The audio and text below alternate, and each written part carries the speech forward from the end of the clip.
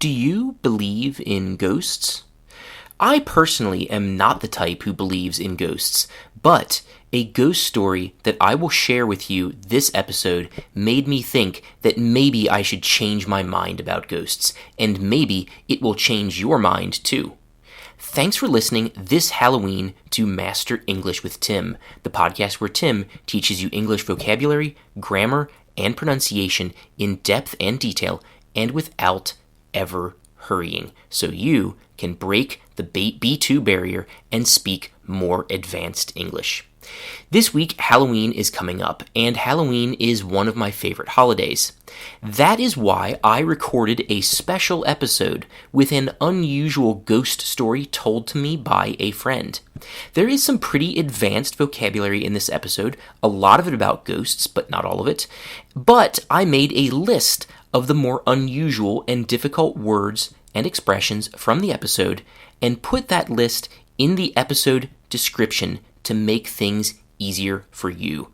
So, if you really want to understand the story well, it will really help you if you read the vocabulary list that is in the episode description.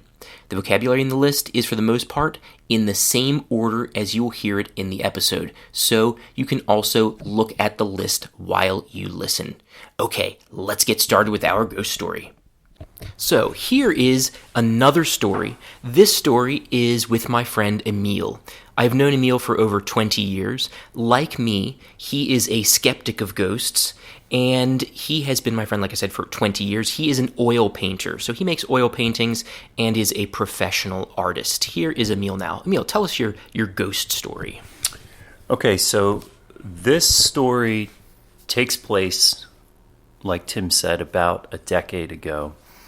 And part of recollecting this story and part of what makes it spooky or unreal for me is that it's from a different part of my life. You know, I think many of us, if we live long enough, are lucky enough to have chapters in our lives. And this was from my first marriage. And the woman I was married to, her father was an actor. And he had lived in Los Angeles for a number of years. Her relationship with him was fraught. They didn't see much of each other. He was kind of a famous personality / pain in the ass. And he, and so there was an earthquake and he fell from a building in Los Angeles and broke his back. And this ended his acting career. Certainly his on-stage acting career. He got his physical abilities back. He could walk, but he decided to move north, and he went to Michigan to a small farmhouse built in the early 1800s on the Leelanau Peninsula. And he went there because there was, this farmhouse, and as an actor, he was kind of out of options. And he wanted a change, I think, and it was sort of like he was escaping to this place in the past in his family. At the same time, he bought or inherited or something, a general store there on the peninsula. The town is called Old Mission, Michigan, which some of you probably know of. It's kind of desolate. It's a peninsula that's small. It reaches out into the water and has across it marshes, swamps, and then these kind of windswept areas. And increasingly, a lot of very wealthy people are building vacation homes there. But up a small dirt road, which is flanked by a swamp, I remember the first time I went to his cabin, his farmhouse. And so we went up there, and it was getting dark. It was a long drive. Ohio and Michigan are right next to each other, but you can drive for a long, long time from the base of Ohio to the top of Michigan. And so it was an incredibly exhausting drive, and we arrived. The sun was going down, and my ex wasn't exactly sure if we were in the right place because she had not seen her father in some time. So I was nervous for her. She was nervous. And as we drove up this hill, she said, "Oh, I think this is the place." And she was like her father, someone who was kind of a born performer. And she began telling me about the farmhouse that we were about to see. And she said, "Well, this farmhouse creeps me out. You know, my mom, when I was a kid, was painting it, you know, with my dad, and she saw the ghost of a Civil War general in the house. And there were two sisters, twin sisters, who were some of the earliest people living in that area, who were part of what was the cherry propagation that now is very famous in that area. So there's a lot of cherry orchards, old kind of low cherry trees. So there was a movement to plant cherry trees in this area at this time, around the Civil War. Is that correct? Yeah, you know, I'm not a good historian. I just know it's a long time ago. I know the cabin was built maybe even in the 1820s or something. Oh, wow, okay.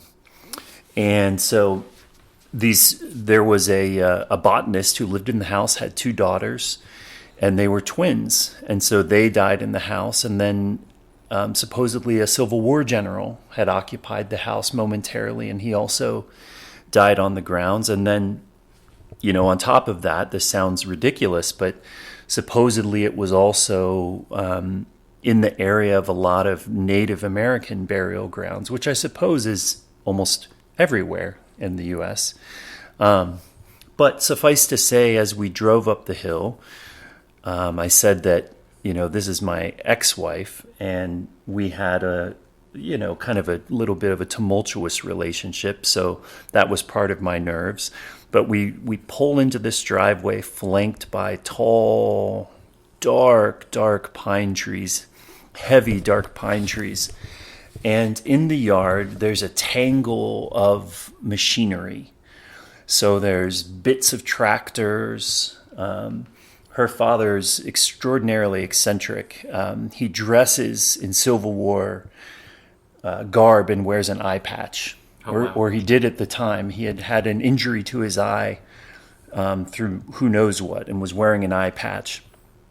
And in the yard, he kept ducks and chickens. There were many animals, you know, just around. It was kind of a mess. And there was a little light on in the cabin, and we came up, and he welcomed us. And when he saw me, he said, "Emile," and he said, "The artist," which was unnerving for me because I could tell, you know, he was this big commanding presence. He was also an artist, this actor. You know, I was probably 30 years old at the time, and I was just meeting my father-in-law, and there was a sort of a challenge in his voice. And I was instantly uneasy in regards to this. So we went inside and immediately started drinking. And he and my wife at the time and myself, he was quite an alcoholic. Were these brown drinks? Yeah, certainly. Brown, clear, all kinds. The house was also inhabited by polydactyl cats. So what's a polydactyl cat? I think I have the term right. It's like the cats, as he told it to me, it's the kind of cats that Hemingway had, where they have an extra toe, so they have these big wide feet. Oh. It's a real thing. So they live there, and the house had zones. So kind of like the Simpsons have one less finger, these cats have one more toe. That's right. That's not a very scary way to talk about it, though, Tim. That's true. Okay. So the house, the kitchen was kind of disgusting and dilapidated. The sitting room he had bought all these amazing old antiques. It was kind of low lit and a little smoky and hazy. We were drinking like dark beers and whiskey, and then if you turned a corner, you you found some stairs which led up to the bedroom upstairs, which is where we were going to stay. And that part of the house was remarkable because the bedroom appeared as if a bed had been made in 1825 and then never changed until 2016 when we encountered it. Oh, wow. So, I'm sure that's not really true, but there were cobwebs everywhere. Everything looked like it was from a different time period. The house kind of groaned like it was a ship at sea. And on the edge of the peninsula, the wind was kind of amazing. His little cabin is like way at the top of this peninsula. And so it's kind of at the mercy of the bigness of the weather in that area. So if the weather goes bad out in the lake, then on the peninsula things can get really rough. Absolutely. Yeah, absolutely. And we were there in the summer, and he runs this general store. He gets all of these tourists in there. He's also famous for his own ghost encounters and stories, which is, you can see where this is all leading in my imagination, at least. And perhaps what happened was only in my imagination, or maybe not. We shall see. You can decide for yourself. So we had been there for a few days, and every night when we went to bed, I was, for lack of a better word, terrified. The house was full of noises. The room was cold. The stairs to get up there were winding, and we were right on the edge of there was one last bit of the house which was completely unfinished in any modern way, right next to us. So you could open one door out of the bedroom and go down these stairs, or you could open another door and just step into what essentially felt like an unfinished barn almost. Oh, wow. And in the bedroom, each night I had tried to sleep, and I was a little bit of a light sleeper, and at that time, maybe from nerves or whatnot, I was up a lot, and I swore that I was hearing things constantly. So, I would hear footsteps, I would hear things in the wall, I would hear furniture moving in the upstairs, the unfinished part. But there were the cats everywhere. This house is truly like a maze of different kinds of life. Who knew what was in the walls? Maybe bees or something. Bees in the walls. I don't know. Yeah, that was a story too. Is that one day he had tapped on a wall? There was this buzzing, and there was an enormous hive of bees behind it. Oh God! In some part of the house. But it was... So the house was alive. The house was alive, and I was trying to sleep, but there wasn't really room for both of us to have our way. So myself and the house, that is. So maybe the third or fourth day, there was a storm. And we had been spending our days swimming, helping out at the general store. In the evenings, we were drinking with my ex-father-in-law. He was telling stories. Things would feel on edge.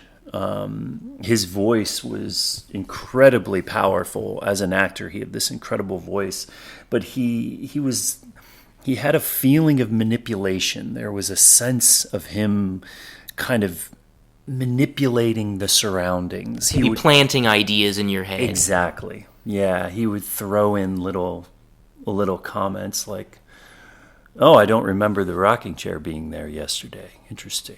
Oh, so there were objects appearing that should not be there. The house was alive. You had a lot of darkness, and it sounds generally kind of uncomfortable, to put it mildly. Yeah, it was uncomfortable.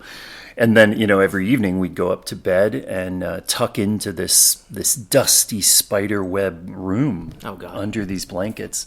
And so the third or fourth night we're there, and there's a terrific storm. And it's crashing lightning. The window, which is right behind our heads in the bed, is shaking. And my ex goes right to sleep. And deeply, deeply asleep, and I am very much awake.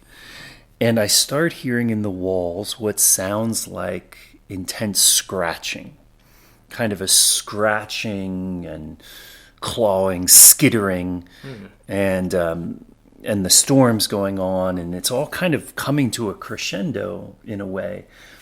And then the storm breaks, and there's still the sounds in the wall, but the light outside changes, and it becomes kind of dappled moonlight.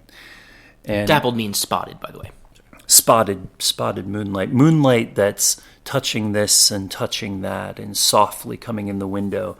And so the room takes on kind of a dreamlike quality, and I feel that I'm awake still, and I'm incredibly scared. And then suddenly, as I look over across the room, the door that leads down the stairs moves just ever so slightly.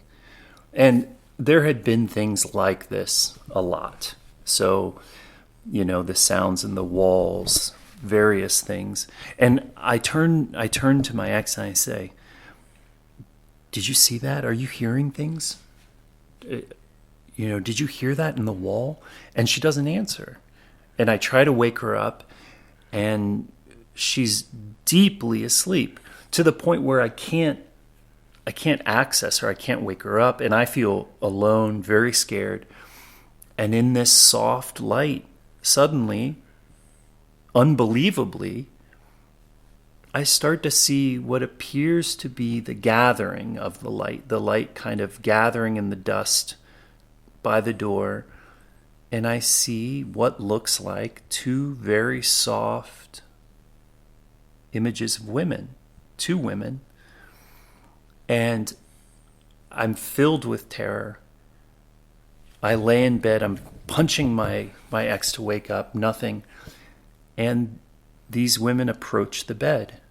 And they softly come over, they move quietly. And then one of them leans down, reaches out, and touches my cheek. Oh no. Very softly, very slowly, strokes my cheek. And in that moment, my fear turns to a sense of love and tenderness and care. And I don't feel afraid at all in that moment. And then she kind of steps away and sort of vaporizes. And then I'm very afraid again. But it was this odd experience where I was really scared. But then when there was this apparition and she approached me and interacted with me, I actually felt a great deal of love. And so I must have gotten back to sleep gotten to sleep at some point. In the morning, I had this in my mind, but I convinced myself that it was a dream. And there was already so much being said about kind of,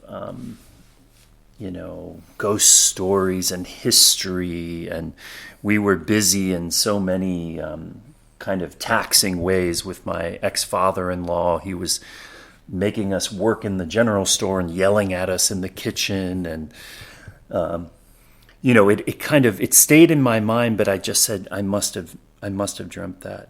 So a couple more days passed. Each night I remain scared. I don't have a similar experience.